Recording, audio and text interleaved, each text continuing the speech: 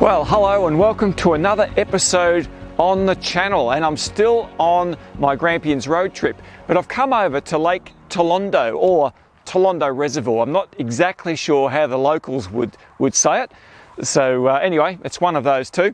And this is yet another lake full of dead trees. Have a look at it. It just goes on forever. And you know how much I love lakes full of dead trees. So I'm going to have a good look around here and just see what I can come up with. Now, the weather forecast is very marginal, to be absolutely honest. And I've sort of taken the long drive over here from Halls Gap, so I'm staying here until I get something. Now, at the moment, there's cloud everywhere on the horizon. In fact, I came through a bit of rain on the way. A bit of blue sky over here towards the southwest. That's looking good. A lot of the weather comes that way. Anyway, I'm going to have a look around just to see what I can find here. So let's get over and have a look. So I've just been for a little walk along the bank here, and to be honest, pretty much any of these trees will do the trick. So I'm looking for one spot where I can do a day to night time lapse. At the moment, the sky is clearing nicely, so it looks like the weather forecast might have been half accurate this time. So the Milky Way is going to come up over there in the east, and there's so many trees along here, it's a matter of just choosing one. But I want to set the day to night time lapse, and I'll have to get that going fairly soon because I don't want to lose all my daylight.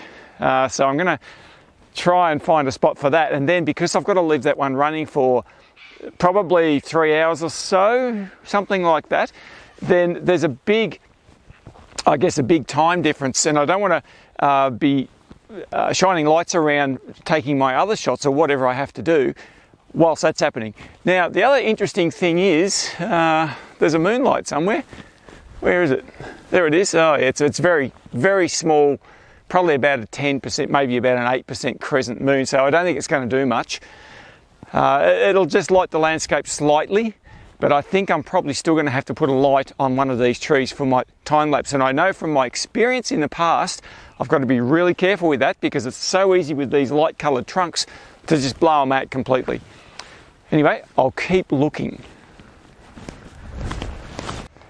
Alright, so what you can see here, I've got my Nikon D750 with the 14-24 f2.8 lens set up with the time-lapse plus view intervalometer on the top. And what I'm doing here is it's a day to night time lapse. So I've got it shooting this tree, this stump in the foreground here, and those gorgeous clouds over there. Now, I don't mind the clouds there in the daytime like it is now. Later on tonight, I don't want any clouds. Just little wispy ones will be okay for this. And it started at f2.8, 1/400th of a second shutter speed. And what did I set my white balance on? I warmed the white balance up a little bit. It's either about 4,500 or 5,000 Kelvin, which is a little bit warmer perhaps than I want for the night sky, but it looks really good now, and I'll change that later when I do the editing. Currently, it's going really well. So it's shooting one daytime shot every 12 seconds, and that will ramp down, and I've set it to 15-second shutter speed, at ISO 5000 maximum. So we'll see how that all comes up. We're going to leave it going here for quite a while. I do have to set up a light over there because when it gets dark later, I want to make sure you can still see a bit of this foreground. So I'll show you that now. One thing I didn't mention is I hooked in a lens warmer. So later on, when it gets cold, I've learnt my lesson. That'll keep that from fogging up. The battery's hanging down there underneath. You can see it there. I haven't actually got it turned on yet because it's not cold enough. So I'll save the battery. But that's what it looks like facing out. I've got this, you can notice this little stump in the foreground because I just wanted a little bit of foreground interest to something that's a fraction different. And then of course, we've got the tree as you can see here. So all in all, and that gorgeous cloud down there. So yep, I think this will look okay. Now this place is obviously a haven for kangaroos. You can see the footprints everywhere. So it's pretty soft ground here. So I'm going to have to watch out for them later because this camera is just sitting here unattended for most of the night. So I don't want them to come and bump it. So what I've got here is my video light, the Z96 on a light stand. And it's a fair way back from those trees, but I learnt my lesson here. I've got to have it on its very lowest setting. And when you put it on its low setting, you think it's doing nothing when there's daylight like this. But I guarantee you later on, when it gets dark, that's all I'm going to need. So tonight I might just leave the warming gel on. Normally, often I take these off because I've warmed the white balance up. But what that will do is actually just warm this foreground a little bit. So the edge of the tree, the stump over there, and this sort of grassy, muddy bit in the front there. So I'll just leave that on, magnets there. I'm not going to turn this on yet because it's not going to do anything for a little while yet. But what I've done is I've put it a fair way away, as you can see here, from the subject, a long way away. And especially from the camera. The camera's over there. So it's at about a 90-degree angle from where the camera actually is. And that's also a deliberate move because I don't want to light it from directly behind the camera. I never light anything from directly behind the camera. So I'm off on a good angle and it's just going to kiss the edge of that tree and the other bits there. So the other thing is I've weighed down the bottom with a piece of wood here, just in case those pesky kangaroos or possums or something come along. There's lots of wild animals out here, but don't worry, none of them will hurt me. I'm safe. There's no snakes around at this time of year. It's way too cold for them. I wouldn't probably come here in the summertime though. Anyway, let's get into it. I'm starting to get excited. Look, the sky's clearing. I've got a gorgeous cloud over there, which I'm hoping is going to catch the sunset as the sun sets down very soon. See over there? Beautiful colour in that sky. So that's what I'm looking for. I think I might go and make a cup of tea.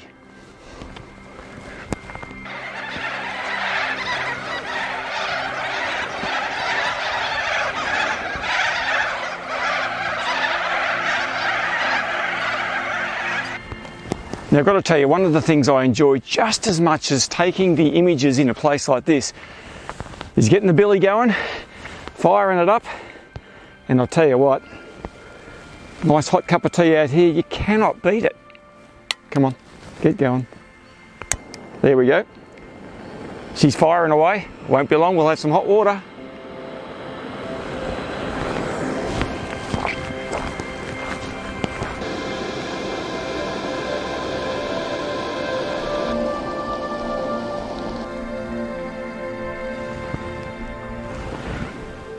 Well, there you go. That took all of about a minute to boil. So that's pretty good. I mean, they're amazing, those things. Much better than what I used to have. The one I had before was older technology, and in really cold weather, it would just give up the ghost. It didn't work at all. So this one, far better. So I got my cup of tea. Beautiful night. Look at this. It's just awesome. So all that driving through the rain and the clouds was all worth it. So I'm just going to relax here, have something to eat, wait for it to get dark.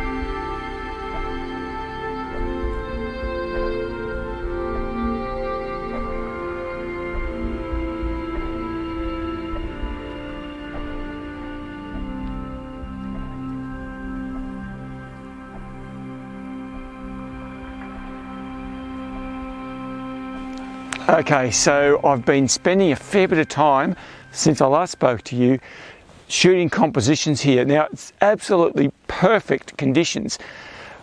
Nice and still and calm, clear sky, and remember I said there was about a 10% crescent moon? Well, what that is doing is lighting up this landscape just enough so that I don't need to worry at all about any light painting.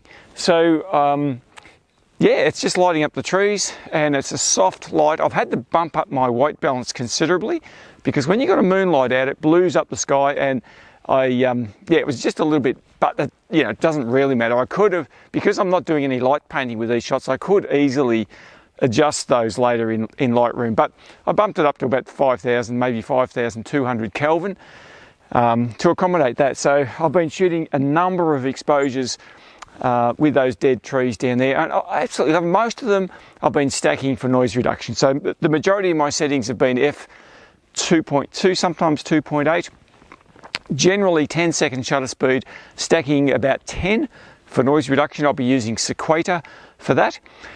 And I didn't take any light painted foregrounds of any of those trees because, as I said, the moonlight was there. Now, a lot of people ask me about stacking. So as far as stacking goes, look, I've been doing it for a fair while now, and people talk a lot about, well, what do you use and how do you stack the foregrounds to match up the sky and all sorts of things like that. And I'll tell you what, the most common question I get asked from people is, why don't you use a star tracker? Okay, so I'll address that one first, and I'll go on to the stacking. The main reason I don't use a star tracker, even though I do own one and I occasionally drag it out, there's a number of reasons, so I'll go through them. Firstly, the star trackers are fantastic if you want to shoot the night sky, the Milky Way and everything else. They are awesome quality, fantastic, as long as you can line up the South Celestial Pole, which you can do after a bit of practice. So there's no problem with that. But for me, my nightscapes are all about the foreground. So I've got these trees and complicated structures and all sorts of things like that. It is an absolute nightmare blending foreground stuff into a tracked sky background. Now, sure, the tracking's awesome, the foreground's awesome, but you try and blend those together, it is a nightmare. It is really, really difficult. Now, the other thing is, it's an absolute pain to carry those things around. Yeah, I know you're all going to talk to me about the move, shoot, move and these tiny small ones. They're great, but it's another thing to set up, and, you know, having the tripod down where I like to get it right down low, it's a real pain in the backside to try and line the South Celestial Pole with that. Look, guys, I'm very happy with stacking for noise reduction. I'm not saying, hear me, I am not saying that you shouldn't use a tracker. I'm saying I don't like to use a tracker because I don't want to spend all night editing one photo. I don't like editing for hours and hours and hours. I just want to get them done. So by using the stacking method, it is far easier in post-production. So that's what I'm doing. And I love to blend the foregrounds. You see, my nightscapes are just as much about the foreground. And this is the thing. If I was just pointing my camera up at the sky, sure, I'd be using a tracker every day of the week, but I don't do that. And so consequently, lining up and blending and everything else is far easier when you do stacking. So I used 10-second shutter speed, mainly f2.2, ISO 6400. Now, because it was a little bit moonlight, I also took the advantage of doing a panorama, and I'll just run you through exactly how I did that. Before I go on to the panorama, which I'll do in a minute, I'll continue the reasons why I do stacking and how I actually do the stacking. So I use a free Windows program called Sequator. Free as a bird, absolutely amazing software, and I use that to stack the sky, but you can also use it to stack the foreground. You can also use Photoshop to stack the foreground. I don't use Photoshop to stack the sky because it's a lot easier using Sequator. Now, those of you who use a Mac computers, you need to use Starry Landscape Stacker. Okay, I get asked this question all the time. Starry Landscape Stacker is for Mac only. Problem is, it costs you money, so I apologise for that. I'm not a Mac user myself, so I don't know why they have to charge so much for their programs, but anyway, keeping somebody in the job, I suppose. But the Sequator software and the Starry Landscape Stacker both do an excellent job of both aligning the stars and stacking them. So what's happening, you're taking all these images, so there's a lot of time between each of the shots. So people say, well, how come you haven't got star trails? The reason we haven't is because the software knows how to align the stars and at the same time freeze the foreground. Now this is absolutely awesome, and if you're going to ask me how it does it, I have no idea because I'm not a mathematician. But I can tell you one thing, everything, and that is everything to do with cameras and lenses and everything else, software, is to do with maths. I've told you this before. So if you want to get a maths degree, maybe you can work it out, but I can't be bothered. I just want to get out and shoot the night sky. So this is how I like to set the panoramas up. For this particular shoot, I was shooting in portrait orientation. You can see there. So it's really important to level up the tripod. So the way I do that is get it level. It's got a little spirit level on the tripod, but they're really difficult to get exactly right. So what I tend to do is enable the spirit level inside the camera, and I look at that for every shot as I turn it around. So what I did, the Milky Way was starting to get up fairly high in the sky just because of the time of year it is now. So it's just a bit higher. So I decided to shoot 3 rows. So that got up almost straight overhead, and I shot the first row, I shot 11 frames, overlapping quite a lot, probably about 50%. And so 11 frames at 20mm focal length, that gets me not quite a 180 degree view, but not far off it. And then the next one, I remember shooting about 12 frames. I went a little bit wider. And the third row, which was one up higher, I went about 13 shots. Now you're going to ask me, well, why did I do that? Well, usually because the top corners get chopped off on a pano when you crop them down. So there's a fair bit of cropping happens in a panorama at the best of times. And so what I decided to do was just overshoot a little bit. Quite often when I edit my panos, I'll actually crop them further, a long way further than what I shot. And you might ask, well, why don't you just shoot less frames? Well, the reason for that is because I can't go back and redo it. If I need them, I've got them. If I don't need them, well, doesn't matter. So the settings I shot, I'll just show you on the camera. All right, so you can see here quite clearly as I just go through them. That's about the amount of overlap that I'm using. So that's the bottom row. And it goes across to the other side. And then I've just gone up. You can see how much I went up from that one to that one.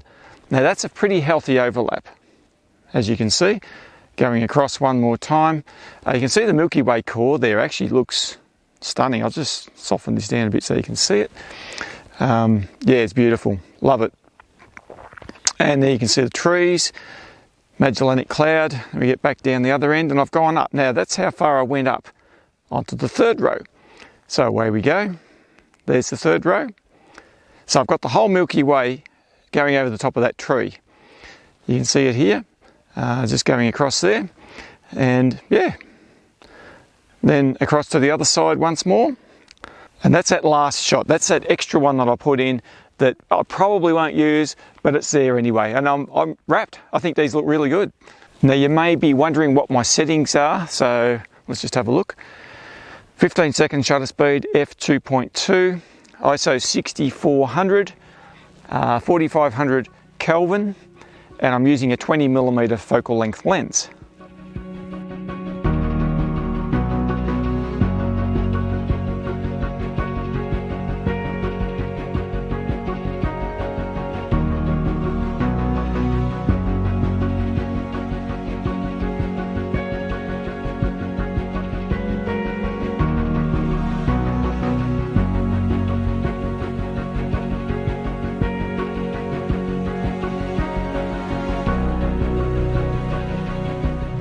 Now I spent a fair bit of time shooting these trees. I hope you can see them in the background there behind me. There's two right next to each other and they're in the exact right orientation for what I wanted to do. And there's a few other trees along this foreshore that I picked out and I guess selected for my shots. One of the most difficult things is actually selecting one or two trees out of the myriad of trees that are all the way down this bank here. So anyway, I spent a fair bit of time on these ones here. Stacked them again, as I mentioned earlier. Loved the composition I was getting with that little crescent moon just lighting the foreground, and you can see the water. The Grampians are way off in the distance, just a little line on the photograph. But here in real life, they look fantastic. They're quite magnificent, but they're a fair way away. Anyway, I reckon you will actually really enjoy these images as much as I do.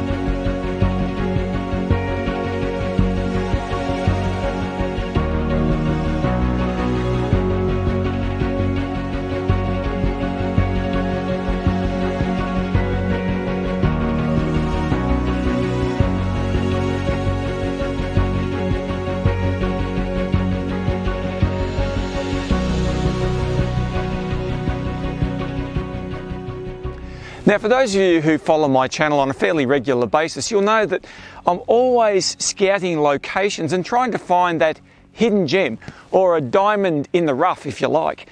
And so I was just walking along here and I found there's a couple of stumps, this one and the one there. And I just looked at it and I thought, originally I just loved the texture of the wood. It looked fantastic, but then I noticed this. Have a look there, there's just this little plant growing out of it. And I thought to myself, gee, that could look good. Hey, it's not a ghost mushroom or anything fancy like that, but it's a little bit of greenery and everything else is black and brown and charcoal. And you know what? The Milky Way core is right over the top. So I thought to myself, why not? Why not give it a go? Now, the biggest problem with this was I had to put my camera literally on the ground facing straight up to capture the log, the stump, and the core, because the core was pretty high up. So I got right down, it was just about killed my back and my neck, but I pretty much got the shot the way that I wanted. I stacked the sky, 10 shots at f2.2, 10-second shutter speed, ISO 6400. Then I stopped down my aperture to f8 because I was really close. So f8, 10 seconds at ISO 500, and did a little bit of light painting just with my torch here. And well, I reckon that one might come out pretty well.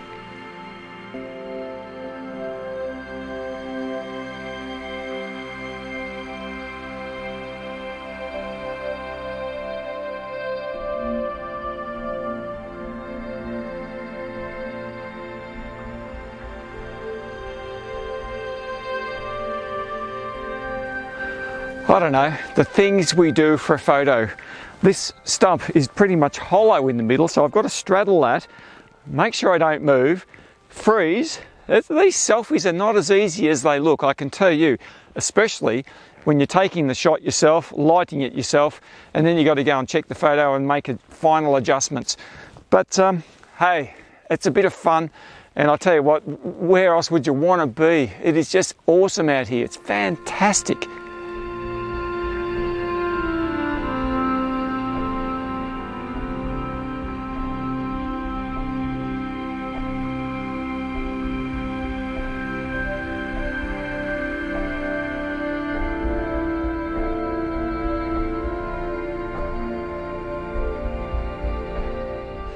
All right, well, I think that's about enough of the frivolities and everything else. Look, I've spent hours out here shooting these trees along this foreshore. Absolutely loved my time here at Lake Talondo Reservoir, whatever it's called. But you know, we haven't quite finished yet because I want to go and see how that time-lapse is going.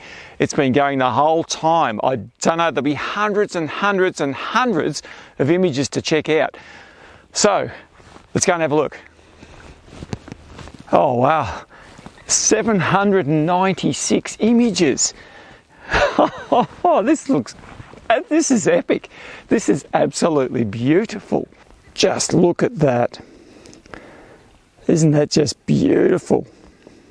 Wow. Oh, I cannot wait to see what this one looks like when it's all put together. The settings, it ended up being 15-second shutter speed at f2.8 at ISO 3200, 5,000 Kelvin white balance. So everything's shot at 5,000 Kelvin.